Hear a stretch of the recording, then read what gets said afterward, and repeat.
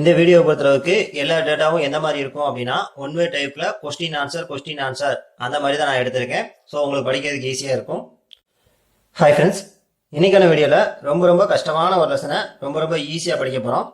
இன்னைக்கான வீடியோவில் எந்த லெசன் பார்க்க போகிறோம் அப்படின்னு பார்த்தீங்கன்னா 7th ஸ்டாண்டர்ட் தேர்ட் டேர்மில் இருக்கக்கூடிய திருநெல்வேலி சீமையும் கவிகளும் அப்படின்ற லெசனோட பார்ட் 2 வீடியோ பார்க்க போகிறோம். பார்ட் 1 வீடியோ பொறுத்தளவுக்கு பார்த்தீங்கன்னா ஒரு பிளேஸ்ல இருந்து இன்னொரு பிளேஸ் வந்து எந்த திசையில இருக்கு, அதே சமயத்துல எவ்வளவு தூரத்துல இருக்கு அப்படின்றத பார்த்திருந்தோம். அதுக்கப்புறமா தமிழ் அறிஞர்கள் வந்து எந்தெந்த காலகட்டத்தில் வாழ்ந்தாங்க, அதே சமயத்துல அவங்களுக்கான சிறப்பம்சங்கள் என்னென்ன அப்படின்றதெல்லாம் ரொம்ப தெளிவா பார்த்திருந்தோம். நம்மளுடைய வீடியோ வந்து உங்களுக்கு ரொம்ப பயனுள்ளதா இருந்திருக்கும்னு நான் நம்புறேன். இன்னைக்கான வீடியோல இதோட தொடர்ச்சியை பார்க்க போறோம். வாங்க இன்னைக்கு வீடியோக்குள்ள போலாம். அதுக்கு முன்னாடி நீங்க நம்ம சேனலுக்கு புதியவரா இருந்தீங்கன்னா நம்மளோட சேனலை சப்ஸ்கிரைப் பண்ணிக்கோங்க, கூடவே அந்த பெல் ஐகானையும் கிளிக் பண்ணிக்கோங்க. அப்பதான் தான் நம்ம போடக்கூடிய வீடியோஸ் எல்லாமே உங்களுக்கு உடனே நோட்டிஃபை ஆகும். இந்த வீடியோ பொறுத்தளவுக்கு எல்லா டேட்டாவும் எந்த மாதிரி இருக்கும் அப்படின்னா ஒன் வே டைப்ல கொஸ்டின் ஆன்சர் அந்த மாதிரி தான் நான் எடுத்திருக்கேன். ஸோ உங்களுக்கு படிக்கிறதுக்கு ஈஸியா இருக்கும். ஃபர்ஸ்ட், முக்குடல் பல்லு அப்படின்ற பிரபந்தம் வந்து எந்த இடத்தை பற்றி கூறுகிறது அப்படின்னு பாத்தீங்கன்னா சீவலப்பேரி என்கிற முக்கூடல் அப்படின்ற பிளேஸை பத்தி சொல்லுது. அதுக்கப்புறமா ஒரு சின்ன ஜென்ரல் டேட்டா, சாதாரணமா மழை பெய்யாத இடத்துல வந்து மழை பெய்யறப்போ அங்க குடியேறி இருப்பாங்க இல்லையா, அவங்க வந்து மழையை எந்த மாதிரி நினைப்பாங்க அப்படின்னு பாத்தீங்கன்னா இடி முழக்கத்தை வந்து சங்கீதமாகவும் மின்னல் வீச்சை வந்து நடனமாகவும் நினைப்பாங்களாமா. இதை வந்து புக்கில் கொடுத்துருக்காங்க, ஜஸ்ட் தெரிஞ்சு வச்சுக்கோங்க. அதுக்கப்புறமா சீவைகுண்டத்துல இருக்கக்கூடிய பெருமாள் அப்படின்ற கடவுளை பத்தி பாடினவங்க யாருன்னா பிள்ளை பெருமாள் அவர்கள். அதுக்கப்புறமா நம்மாழ்வார் அவர்களுடைய அவதார ஸ்தலம் எதுன்னு பாத்தீங்கன்னா ஆழ்வார் திருநகரி. அதுக்கப்புறமா ஒரு முக்கியமான டேட்டா, திருவாய்மொழி அப்படின்ற நூலை இயற்றினவங்க யாருன்னா நம்மாழ்வார் அவர்கள் தான். அதே சமயத்துல இந்த நூலை பொறுத்தளவுக்கு இதுல எத்தனை பாடல்கள் இருக்குன்னு பாத்தீங்கன்னா 1000 தமிழ் பாட்டுகள் வந்து இருக்கு. அதுக்கப்புறமா தமிழுக்கு கிடைத்த யோகம் அப்படின்னு கருதப்படக்கூடிய நூல் எதுன்னு பாத்தீங்கன்னா இந்த திருவாய்மொழி அப்படின்ற நூல் தான். அதுக்கப்புறமா கொற்கை அப்படின்ற பிளேஸை பொறுத்தளவுக்கு முத்து வந்து ரொம்ப ஃபேமஸ் ஆனது அப்படின்றது நம்ம எல்லாருக்குமே தெரியும். பல தேசங்கள்ல இருந்து வர்த்தகர்கள் வந்து இந்த கொற்கையில முத்து வியாபாரம் செஞ்சிருக்காங்க அப்படின்றத பார்த்த தமிழறிஞர் யாருன்னு பாத்தீங்கன்னா முத்தொள்ளாயிர ஆசிரியர் அவர்கள். அதே சமயத்துல எந்தெந்த தேசங்கள்ல இருந்தெல்லாம் வர்த்தகர்கள் வந்து இந்த கொற்கைக்கு வந்திருக்காங்க அப்படின்னு பாத்தீங்கன்னா மேற்கே ரோமாபுரி மற்றும் கிரேக்க தேசத்துல இருந்து கிழக்க சைனா நாடு வரைக்கும் இருக்கக்கூடிய எல்லா நாடுகள்ல இருந்தும் வர்த்தகர்கள் வந்து இந்த கொற்கைக்கு வந்திருக்காங்க. அதே சமயத்துல ரோமாபுரி கிரேக்க தேசத்துல இருந்து சைனா வரைக்கும் இருக்கக்கூடிய எல்லா நாடுகளுக்கும் முத்து வந்து எங்க இருந்து போயிருக்கு அப்படின்னா கொற்கை அப்படின்ற பிளேஸ்ல இருந்து தான் போயிருக்கு.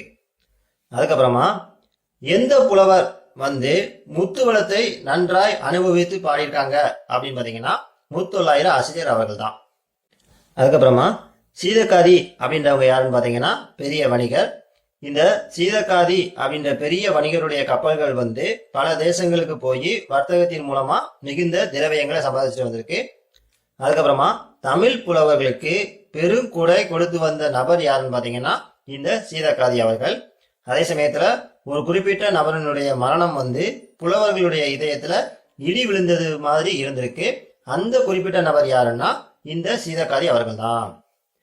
இந்த சீதக்காதி அவர்கள் வந்து இறந்ததுக்கு அப்புறமா தமிழ் புலவர் ஒருவர் மன வருத்தத்தோட என்ன சொல்றாங்கன்னு பாத்தீங்கன்னா பூமாது இருந்தன் புவிமாது இருந்தன் இப்பூதளத்தில் நாமாது இருந்தன்ன நாமும் இருந்தன்ன நாமலருக்கு கோமான் அழகர் மர்மால் சீதக்காதி கொடைகரத்து சீமான் இறந்திட்ட போதே புலமையும் செத்ததுவே அப்படின்னு ரொம்ப மன வருத்தத்தோட சொல்றாங்க. இந்த விஷயத்த சொன்ன புலவர் யாருன்னு பாத்தீங்கன்னா நமச்சிவாய புலவர் அவர்கள். அதுக்கப்புறமா திருப்புகழ் அப்படின்ற நூலை பாடினவங்க யாருன்னா அருணகிரிநாதர் அவர்கள். இந்த திருப்புகழ் அப்படின்ற நூலை பொறுத்தளவுக்கு ஒரு பேசிக்கான விஷயம் என்னன்னா இந்த நூல் வந்து முருக கடவுள் மீது பாடப்பட்ட ஒரு பக்தி நூல். அதுக்கப்புறமா அருணகிரிநாதர் அவர்கள் வந்து எந்த ஊரை சேர்ந்தவங்க அப்படின்னு பாத்தீங்கன்னா திருச்செந்தூர் அப்படின்ற ஊரை சேர்ந்தவங்க. அதுக்கப்புறமா ஒரு முக்கியமான விஷயம் என்னன்னா நந்தவனங்களை பார்த்து அனுபவித்த புலவர் யாருன்னா அருணகிரிநாதர் அவர்கள். இதே மாதிரி நம்ம முன்னாடி ஒரு விஷயம் படிச்சிருந்தோம் இல்லையா, முத்துவளத்தை பத்தி பார்த்து அனுபவித்து பாடினவங்க யாருன்னா முத்தொள்ளாயிர ஆசிரியர் அவர்கள். இந்த ரெண்டு விஷயத்தையும் கன்ஃபியூஸ் பண்ணிக்காதீங்க, சரியா?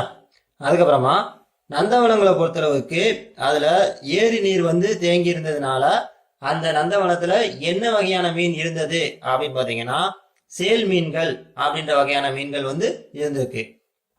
இதை பொறுத்தளவுக்கு பாத்தீங்க அப்படின்னா இந்த சேல் மீன்கள் வந்து துள்ளி குதிக்கிறது பூச்செடி கொடிகளை வந்து அழிக்கக்கூடிய விதத்துல இருக்கு அப்படின்னு பாடினவங்க யாருன்னா இந்த அருணகிரிநாதர் அவர்கள். அதுக்கப்புறமா இந்த காலத்துல பாடப்படுற காவடி பாட்டு எல்லாமே எந்த கடவுளுக்காக பாடப்பட்டிருக்கு அப்படின்னு பாத்தீங்கன்னா முருக கடவுளுக்காக பாடப்பட்டிருக்கு. அதுலயும் குறிப்பா பாத்தீங்கன்னா கழுகுமலையில இருக்கக்கூடிய முருக கடவுளுக்காக பாடப்பட்டிருக்கு. அதுக்கப்புறமா காவடி சிந்து அப்படின்றத வந்து பாடினவங்க யாருன்னா அண்ணாமலையார் அவர்கள்.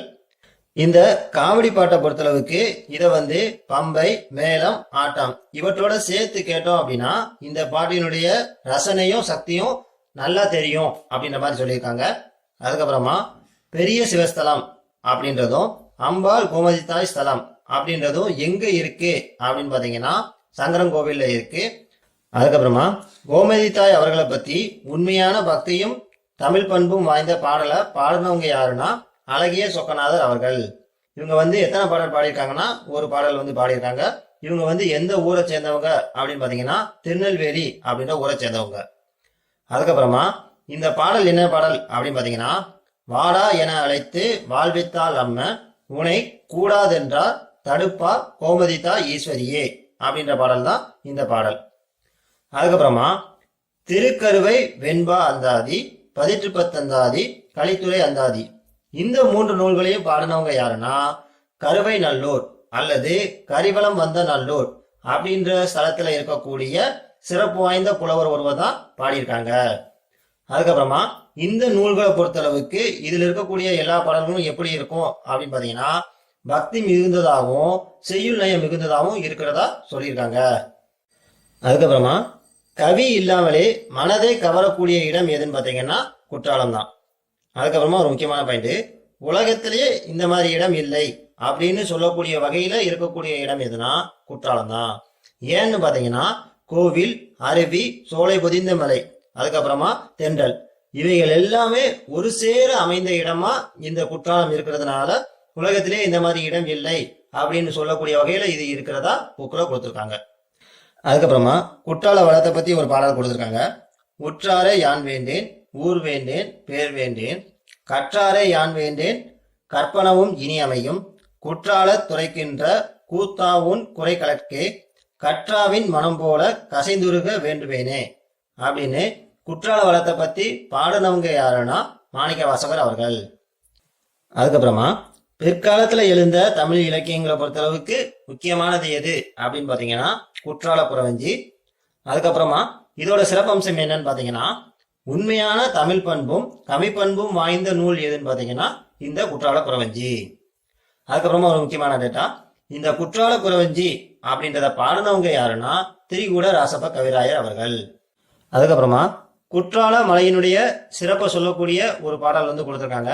என்ன பாடல்னு பாத்தீங்கன்னா கைலை எனும் வடமலைக்கு தெற்குமலை அம்மே, கனகமகா மேருவன நிற்குமலை அம்மே, துயிரும் அவர் வெளிப்பாகி அகிலமெங்கும் தேடும் தூங்க திரிகூட மலை எங்கள் மலை அம்மே அப்படின்ற பாடல் கொடுத்துருக்காங்க.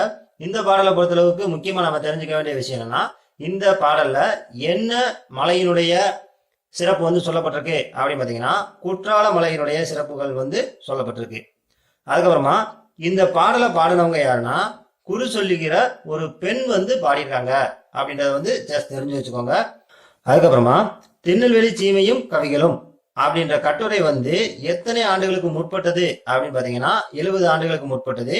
அதே சமயத்துல திருநெல்வேலி சீமை அப்படின்றது தற்போதைய எந்தெந்த பகுதிகளை வந்து குறிக்கும் அப்படின்னு பாத்தீங்கன்னா திருநெல்வேலி மாவட்டம் மற்றும் தூத்துக்குடி மாவட்டம், இந்த 2 மாவட்டங்களையும் சேர்ந்ததான் அந்த காலத்துல வந்து திருநெல்வேலி சீமை அப்படின்னு சொல்லியிருக்காங்க.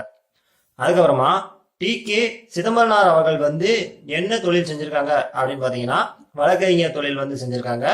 இந்த டி.கே. சிதம்பரனார் அவர்கள் அப்படின்றதோட சுருக்கம் தான் டி.கே.சி அப்படின்றது. அதுக்கப்புறமா டி.கே.சி அவர்களுடைய பன்முக திறன்கள் என்னென்னு பாத்தீங்கன்னா இவங்க வந்து தமிழ் எழுத்தாளராக இருந்திருக்காங்க, அதே சமயத்துல திறனாய்வாளராகவும் இருந்திருக்காங்க. அதுக்கப்புறமா ஒரு முக்கியமான டேட்டா, தமது வீட்டுல வட்டத்தொட்டி அப்படின்ற பேர்ல வந்து இலக்கிய கூட்டங்களை நடத்தி வந்தவங்க யாருன்னா டி.கே.சி அவர்கள். இதே விஷயத்த வேற விதத்துல எப்படி கேட்கலாம் அப்படின்னு பாத்தீங்கன்னா டி.கே.சி அவர்கள் வந்து தமது வீட்டில் எந்த பெயரில் இலக்கிய கூட்டங்களை நடத்தி வந்தாங்க அப்படின்னு கூட கேள்வி கேட்கலாம். அது என்ன பேருன்னு பார்த்தீங்கன்னா வட்ட தொட்டி. இந்த ஒன்னோட வந்து நோட் பண்ணி வச்சுக்கோங்க, ரொம்ப முக்கியமானது.